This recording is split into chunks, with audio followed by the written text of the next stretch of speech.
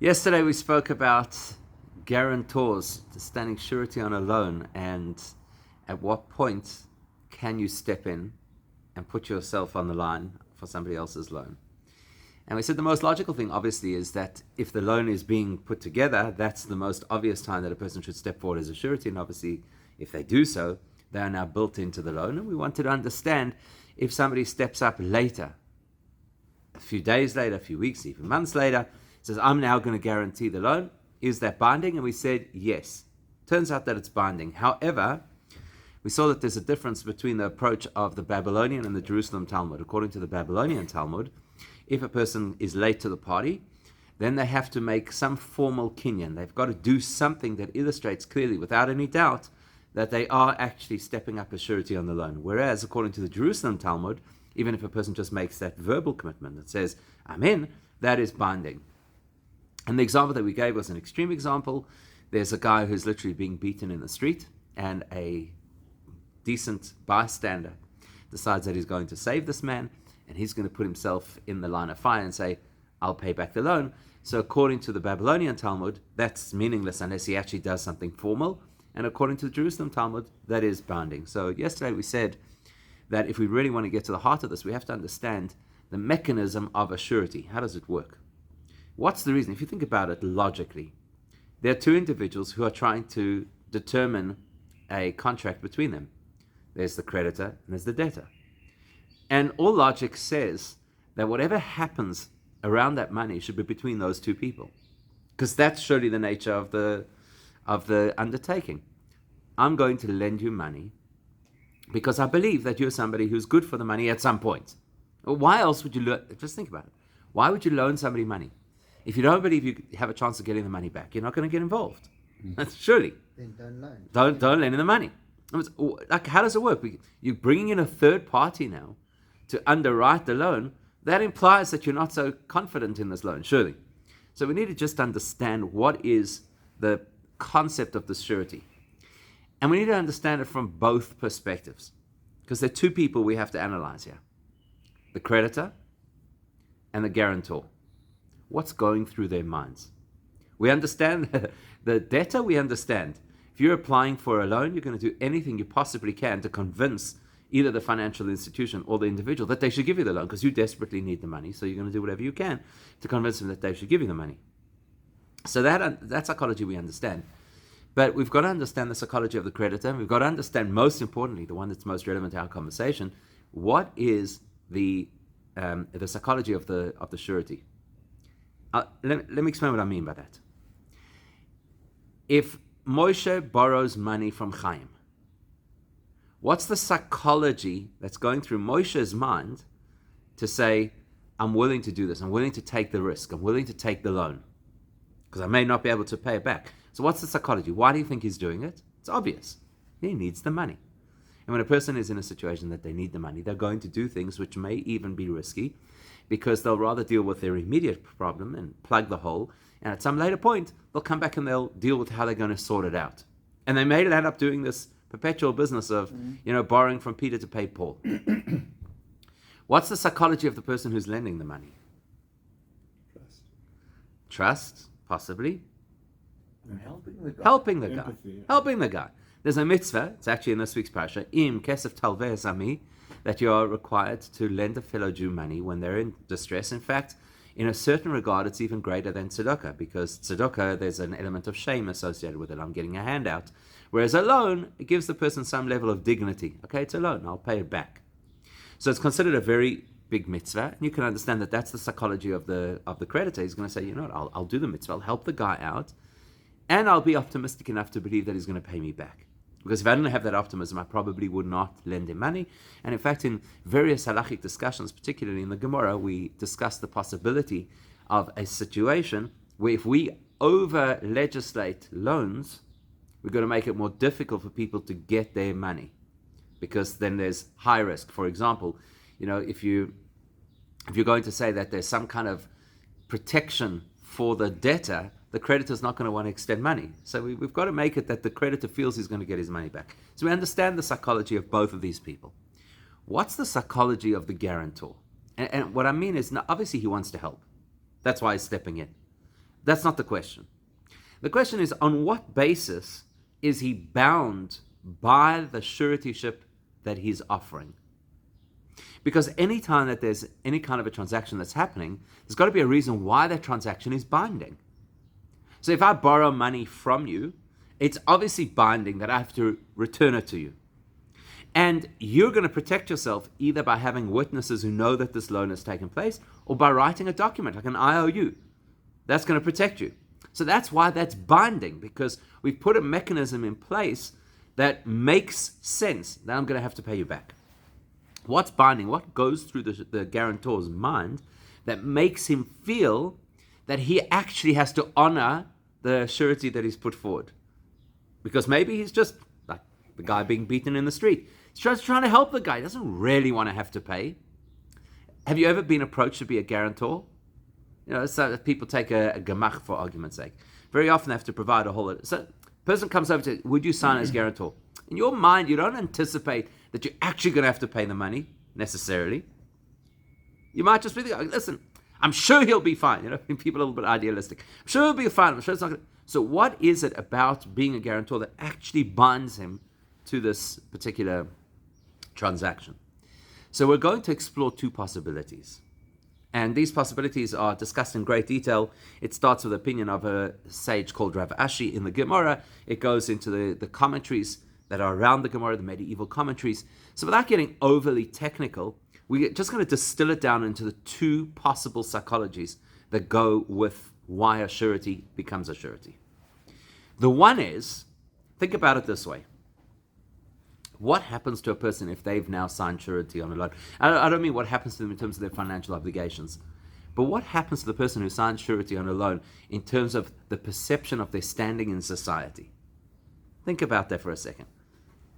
You see, people trust me. See that? People trust me. There is a loan that was structured on my reputation. In other words, here's a creditor who maybe was a bit iffy about whether or not he's going to lend the money. As soon as I put my name down and I said that I was going to guarantee that loan, they went ahead. What does that tell you? I am a trustworthy member of the community.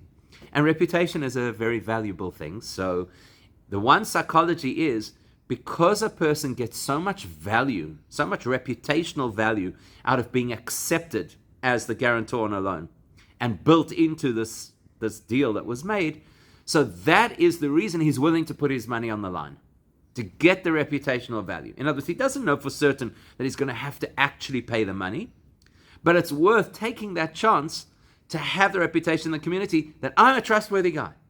I'm the kind of person people are going to come to when they're in a bind. Because after all, all you really have is your reputation. So this is great value for the person. That's one possible psychology. There's another possible psychology. And that is, the guarantor says, listen, I can see what's going on over here. This creditor is very reticent. He really doesn't want to extend this loan. He's worried. He doesn't know if he's ever going to see his money again. Which, by the way, in the Jewish community, unfortunately, is sometimes a very likely scenario. Some people, you're going to take the loan and think you've now done the mitzvah of tzedakah. So he's hesitant. He doesn't necessarily want to lend this money. Maybe he's been burnt once before. I walk into the room and I say, you know what, I'll underwrite the loan. That changes his thinking. Now, instead of him being so worried about getting his money back, he feels confident. He's got recourse. If the debtor defaults on the loan, he's got somebody else that he could go to. So therefore, the psychology is, I'm the reason the loan happened. If not for me, that loan would never have happened. So because I'm the reason the loan happened, I've got to take this very seriously. And obviously, therefore, I'm committing myself properly to the role of guarantor, and that's the reason why this money is changing hands. Okay, so either we're looking at it from the perspective of the reputational value that the surety will get, and that's why he's willing to put himself into the situation, or we're looking from the perspective of him seeing himself as the catalyst. It's thanks to me that this entire process is happening, and therefore I'm, so to speak, powerful enough to make the loan happen, and therefore I've obviously got to be in boots and all, because if not for me, the loan wouldn't happen. So obviously I have to take this seriously, and obviously if I have to take this seriously, then I must be putting myself on the line. Okay, those are the two possibilities. Right, now let's think about this. In the conventional way that a loan happens, you have two people putting together the terms of the loan. Maybe they've got a lawyer advising them, maybe they go to the courts, maybe whatever it is, but they're putting together the terms of the loan. If we follow the first psychology, which is the guarantor is willing to be the guarantor because he's going to get reputational value. Everybody's going to say, you see, he's the guy that they trusted. Then obviously, at that particular point in time, he's feeling that reputational value. So at that particular point in time, he's committing to the loan.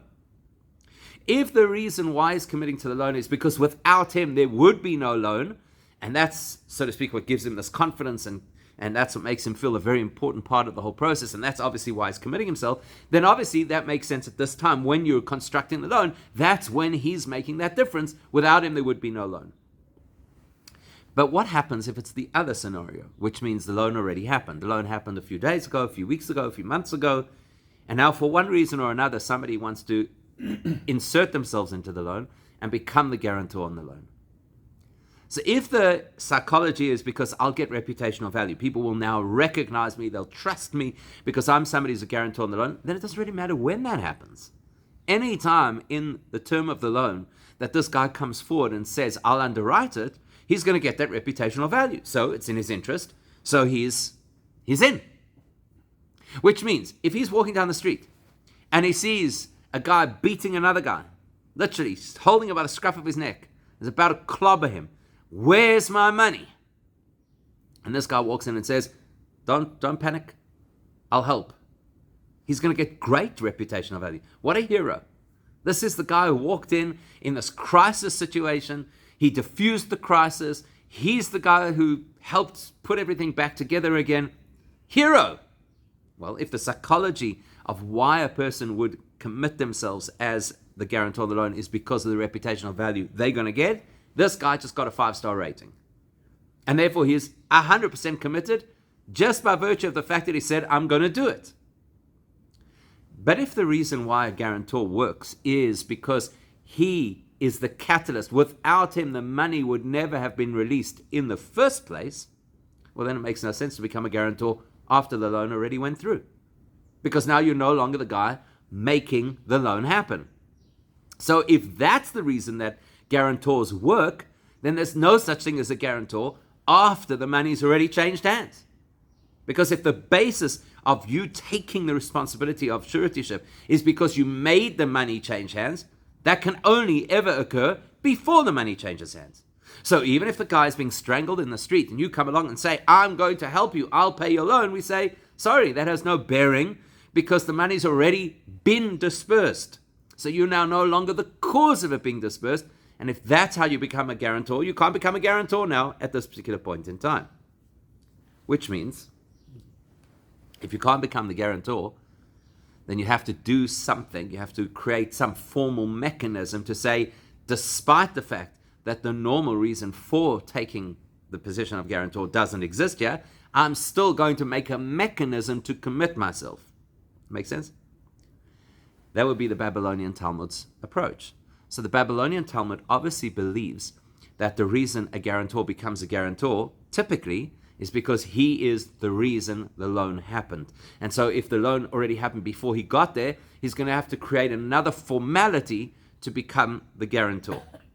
Whereas the Jerusalem Talmud obviously takes the approach that the reason that you become a guarantor is because you're going to get reputational value, and that can happen any time along the way. So, see a guy getting beaten in the street and you want to now offer to pay the loan, you're in. You don't need any formality because that's how guarantors work. As soon as they are getting reputational value, they are in this position and this responsibility. So that explains kind of the basis for the debate between these two positions. Now,